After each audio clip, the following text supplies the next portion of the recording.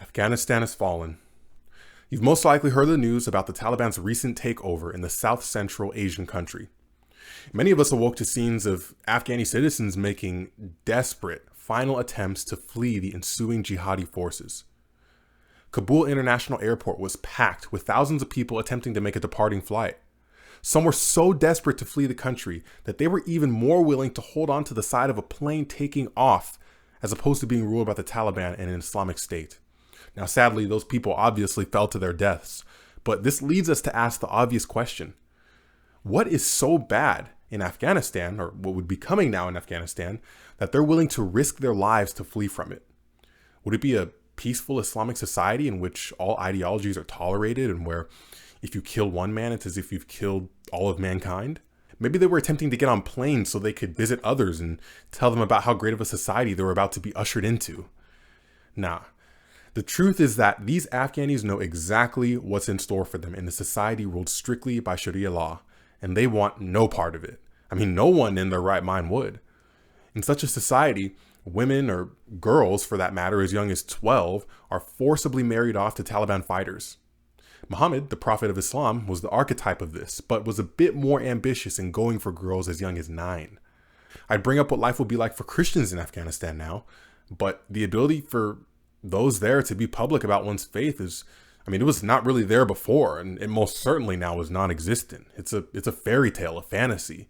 Open Doors USA, an organization that creates an annual report on the top 50 worst places to be a Christian, has Afghanistan at number 2. Here's what a piece of the report says. Quote, "It is impossible to live openly as a Christian in Afghanistan. Leaving Islam is considered shameful, and Christian converts face dire consequences if their new faith is discovered. Either they have to flee the country or they will be killed. If a Christian's family discovers they have converted, their family, clan, or tribe has to save its quote-unquote honor by disowning the believer or even killing them. Christians from a Muslim background can also be sectioned in a psychiatric hospital because leaving Islam is considered a sign of insanity." It's kind of ironic considering Muhammad himself, when he first got his revelations, thought he was demon-possessed and tried to kill himself by jumping off of a cliff multiple times when he first received these revelations. So anyways, Afghanistan remains the second highest country on the World Watch list, and the persecution is only very slightly less oppressive than in North Korea.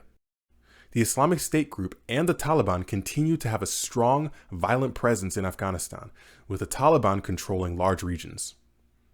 So if you couldn't already tell from the wording of the report, this was published long before the Taliban just recently now got full control of the nation. And so if it was this bad then, with Afghanistan at number 2, how do you think the outlook is now? What type of society can we expect the Taliban to institute? Well, if history is any teacher, it won't be a pleasant one. When the Taliban ruled Afghanistan from 96 to 2001, here were just a handful of rules that occurred under their rule regarding women. Women should not be seen on the street unattended without a blood relative or a burqa.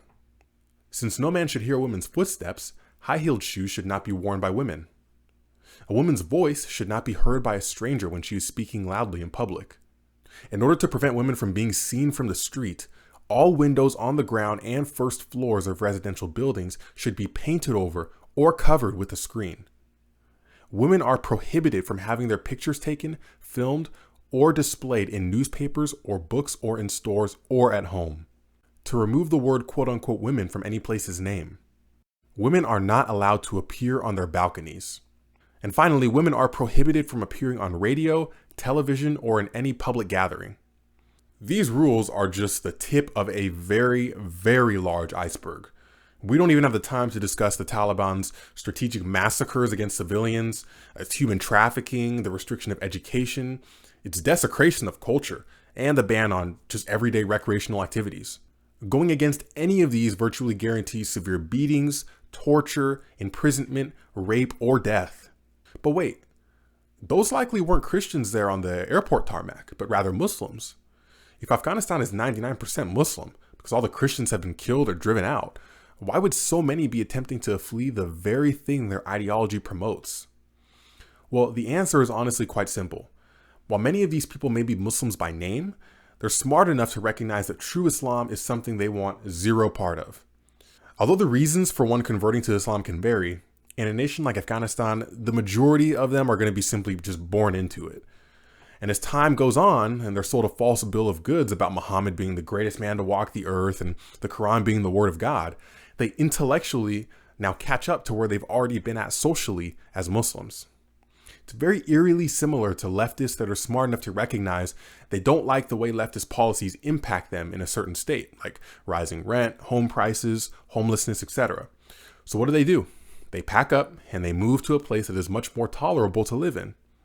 The only issue?